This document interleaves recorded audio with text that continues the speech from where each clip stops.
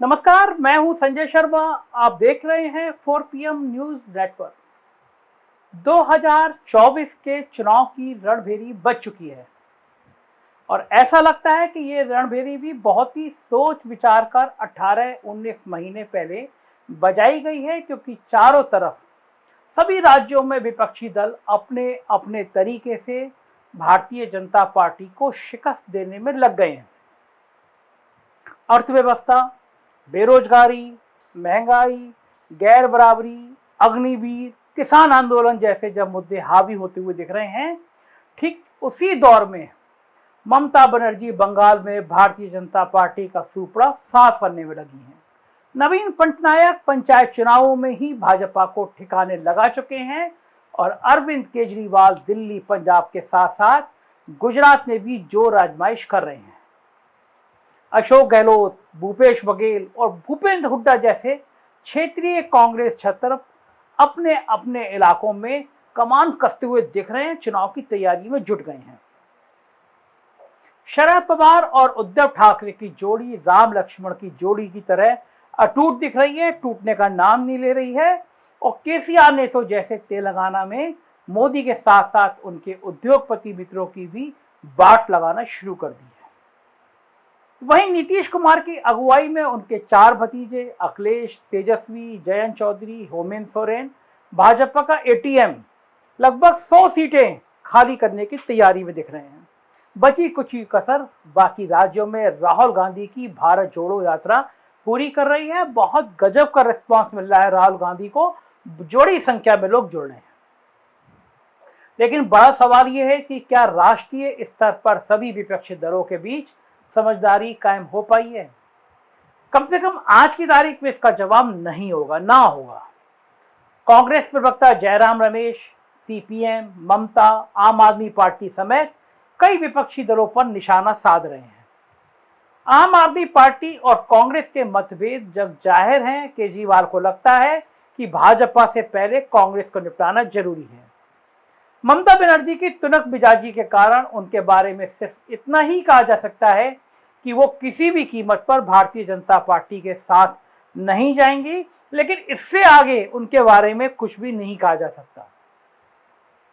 मोटे मोटे तौर पर अगर देखा जाए तो अब तक सिर्फ महाराष्ट्र में ही शरद पवार और उद्धव ठाकरे ने मजबूत गठबंधन बनाए रखा है और नीतीश की सदारत में यूपी, बिहार, झारखंड का एक गठबंधन अटूट दिखता है। इसके आगे कुछ भी पक्के तौर पर नहीं कहा जा सकता। ऐसे में यक्ष प्रश्न ये है कि क्या 2024 के लोकसभा चुनाव के पहले राष्ट्रीय स्तर पर कोई महागठबंधन आकार ले पाएगा, या फिर इसके लिए चुनावी नतीजों का इंतजार करना होगा? इन दोनों सवालों के जवाब में पक्के तौर पर कुछ नहीं कहा जा सकता। लेकिन यदि हम 1996 या 2004 की विपक्षी एकता पर नजर दौड़ाते हैं तो एक व्यक्ति की बरबस याद आ जाती है, कॉमरेड हरकिशन सिंह सुरजीत। बुजुर्ग आदमी, दाढ़ी और वो चेहरा भारतीय राजनीति का एक इतिहास बने। याद कीजिए वो दौर जब राष्ट्रपति शंकर दयाल शर्मा ने अटल बिहारी वाजपेयी को शपथ दिला दी थी और प्रमोद महाजन ठहाके के साथ दावा कर रहे थे कि हम बहुमत साबित कर देंगे।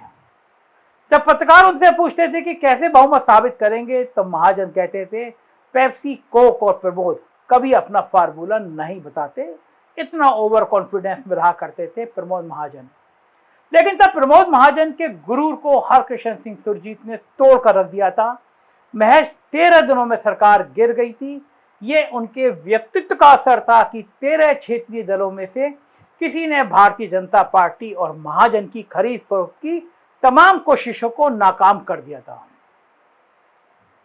आज की पीढ़ी तो ये विश्वास नहीं करेगी कि 3 मूर्ति लेन के एक छोटे से बंगले में रहने वाले हरकिशन सिंह सुरजीत ने बिना कोई खरीद फरोख्त या गुवाहाटी मॉडल को सिर्फ एक फोन कॉल पर नेताओं को अपने पाले में करने का हुनर जानते थे। मजेदार बात तो यह है कि आज तक किसी नेता ने, यहां तक कि भारतीय जनता पार्टी के लोगों ने भी सुरजीत साहब की ईमानदारी, निष्ठा, उनकी प्रतिबद्धता पर कभी सवाल नहीं उठाया। सुरजीत साहब की नेगोशिएशन स्किल का मैं एक और उदाहरण देता हूं। 2004 में फील गुड और इंडिया शाइनिंग कैंपेन पिट गया था। और इस कैंपेन के पिटने के लिए सबसे बड़ी बेडरूम भूमिका कॉमरेड सुरजीत ने ही तैयार की थी। वाजपेयी मंत्रिमंडल से इस्तीफा दिलवाकर करुणानिधि की पार्टी को वो साथ में ले आए थे। चुनाव के बाद कांग्रेस के नेतृत्व में सरकार बनना तय हो गया था। सिर्फ ये तय न होना बाकी था कि सोनिया गांधी के इनकार के बाद प्रधानमंत्री कौन बनेगा, प्रणब मुखर्जी, अर्जुन सिंह या डॉक्टर मनमोहन सिंह। तब इसी मुद्दे पर सोनिया गांधी ने के चर्चा के लिए सुरजीत साहब को 10 जनपद बुलाया। अमर सिंह छुटे पड़े थे कि किसी तरह सोनिया गांधी के यहाँ उनको एंट्री मिल जाए। सुरजीत साहब गए और अपने साथ समाजवादी पार्टी के महासचिव अमर सिंह को भी लेके चले गए। शायद उन्होंने सोचा होगा कि चूंकि सरकार भले ही कांग्रेस की बन रही हो, लेकिन भारतीय जनता पार्टी को हराया तो मुलायम और लालू नहीं है। तब यूपी, बिहार मिलाकर भाजपा सिर्फ 15 सीटें जीती थी, लेकिन सोनिया गांधी को अमर सिंह का आना अच्छा नहीं लगा। उन्होंने सुरजीत साहब को तो चर्चा के लिए अंदर बुला लिया, लेकिन अमर सिंह को लॉन में एक स्टूल पर बैठे रहने को मजबूर कर दिया। यह सोनिया गांधी का स्टाइल था। किसी ने उन्हें पानी और चाय तक को नहीं पूछा। मीडिया में समाजवादी पार्टी के नंबर 2 नेता की इस बेइज्जती को खूब उछाला गया, लेकिन ना तो समाजवादी पार्टी और ना ही मुलायम सिंह और ना अमर सिंह ने इसे इशू बनाया।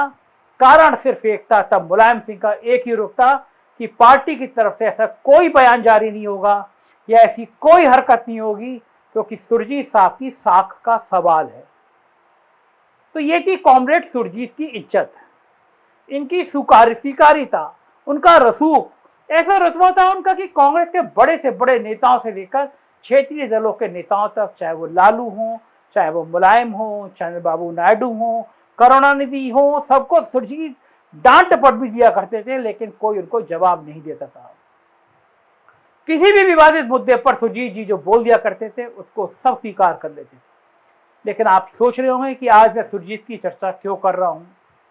दरअसल आज की परिस्थिति में चाहे कांग्रेस हो या किसी भी राज्य के क्षेत्रीय दल, सब भारतीय जनता पार्टी को हराने के लिए जोर तो लगा रहे हैं, लेकिन अब तक एक भी ऐसा मौका नहीं आया जब सबने इकट्ठे चाय भी पी हो। नीतीश कुमार दिल्ली में आकर राहुल गांधी, अरविंद केजरीवाल, सीताराम येचुरी, अखिलेश यादव, शरद पवार सबसे मिलते तो हैं, लेकिन सबसे अलग अलग ही मिलते हैं।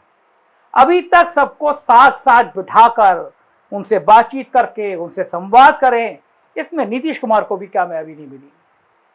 इसी तरह केसीआर कभी पटना, कभी दिल्ली, कभी कोलकाता, कभी चेन्नई, कभी लखनऊ दौड़ तो लगाते हैं, लेकिन वो भी सबको एक प्लेटफॉर्म पे बिठाकर चाय नहीं पिला पाए हैं।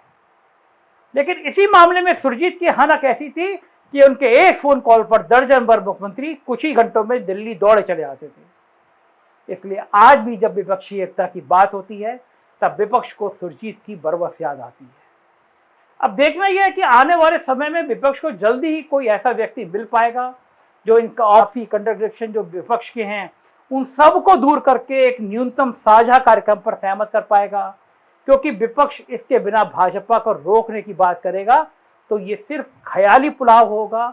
एक व्यक्ति ऐसा चाहिए होगा जो विपक्ष को एकजुट करे, एक साझा कार्यक्रम बनाए, जनता के बीच जाए, एक संघर्ष का रास्ता बनाए, बेरोजगारी पे, अंबानी पे, अडानी पे, किसानों पर एक साझा न्यूनतम प्रोग्राम बने, उसको लेकर जनता के बीच जाए।